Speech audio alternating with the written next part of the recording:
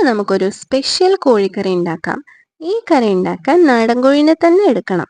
പിന്നെ വേണ്ടത് മൂർച്ചയുള്ളൊരു ആയുധമാണ്. കത്തിയോ കൊടുവാളോ എടുക്കാം.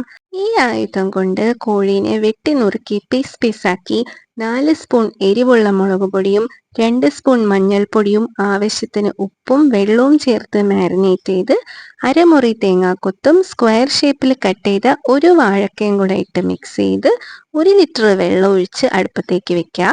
നാടൻ കോഴി ആയതുകൊണ്ട് വേവാൻ അരമണിക്കൂറിൽ കൂടുതൽ സമയമെടുക്കും. ഇടയ്ക്കിടയ്ക്ക് ഇളക്കി കൊടുക്കാൻ മറന്നു പോകരുത്. ഈ വെള്ളത്തിൽ കിടന്ന് ചിക്കൻ വെന്ത് തിളച്ച് കുറുകി വാഴക്ക ഏതാ തേങ്ങാക്കൊത്ത് ഏതാ ചിക്കൻ പീസ് ഏതാന്ന് അറിയാത്ത പാകത്തിൽ ഗ്രേവി നല്ല തിക്കായി വരുമ്പോൾ ഗ്യാസ് ഓഫാക്കി പച്ച വെളിച്ചെണ്ണ ഒഴിച്ച് 10 മിനിറ്റ് അടച്ചു വെക്കുക. 10 മിനിറ്റിന് ശേഷം തുറക്കുമ്പോൾ അരിങ്ങാട് ചിക്കൻ റെഡി ആയിട്ടുണ്ടാവും. ഇനി ഒരു പ്ലേറ്റിലേക്ക് കുറച്ച് ചോറും 2 സ്പൂൺ അരിങ്ങാട് ചിക്കനും ഒരു പപ്പടവും കൂടെ കൂട്ടി കഴിച്ചാലല്ലോ അടിപൊളിയാ.